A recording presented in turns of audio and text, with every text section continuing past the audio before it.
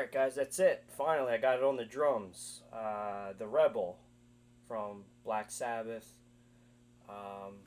or should I say Earth. That was an early recording made by Earth prior to being changed to Black Sabbath.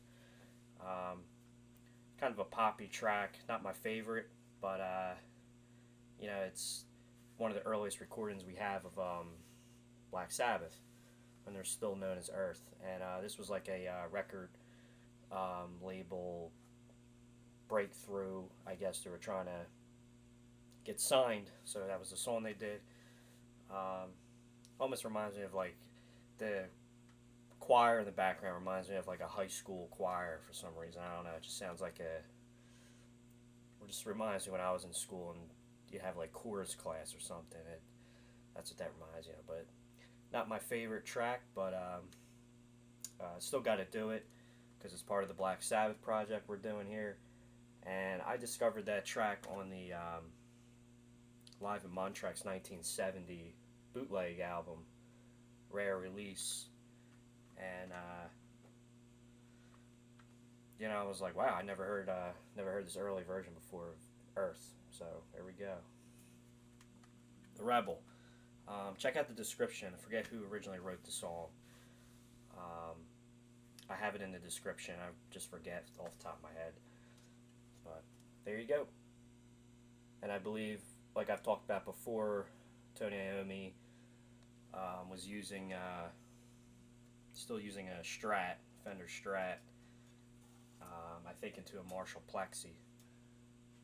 According to TheSterlingSound, check out his YouTube channel, TheSterlingSound. I mention it in the description.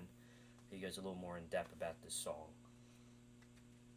And I'm assuming that Bill Ward was still using the Ludwig kit that we know in the early days. Although, like I've said before, there is a photo out there. I believe it was in March of '69, possibly.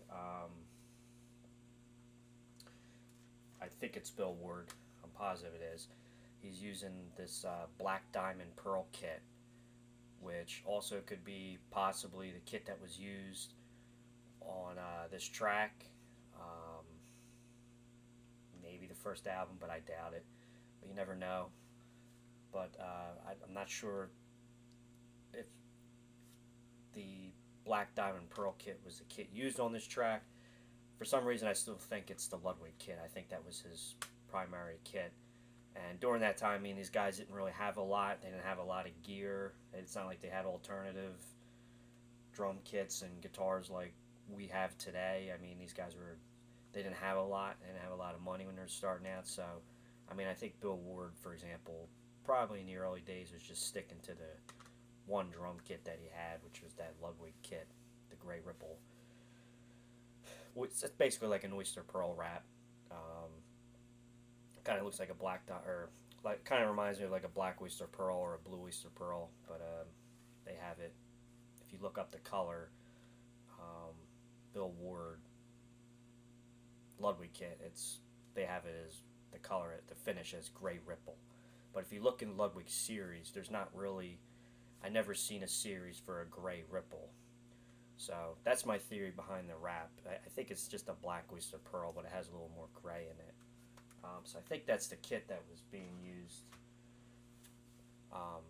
as a standard from 68 to early, mid 1970.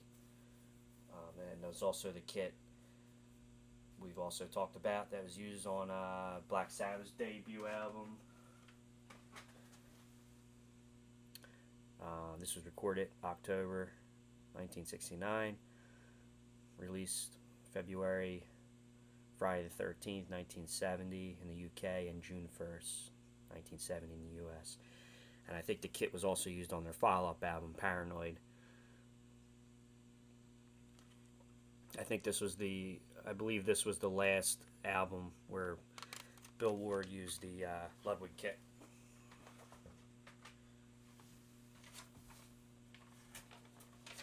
Early versions of Bill Ward's logo.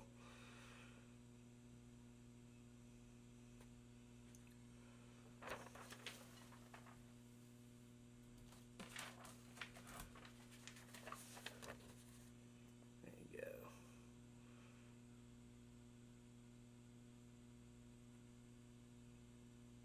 Little Weathermaster badge on the bottom.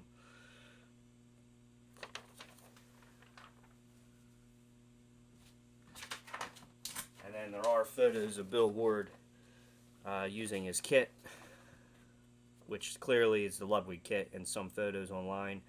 So that's what makes me think that he was using the Ludwig kit still, because there are photos of the Gray Ripple kit with the band logo Earth on the front batter head. Looks something like that. It's my rough sketch.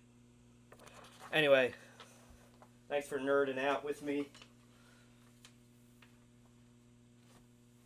on these videos, of course, and more to come. And pretty soon we're going to be starting up the Paranoid sessions, and I'm going to be doing all the Paranoid songs on the date, or all the Paranoid songs on drums. Sorry, I'm a little out of breath. On drums and guitar, and we're going to do the alternative takes, the outtakes, the studio outtakes, so stay tuned. And thanks again for watching. Ended on that. Cool.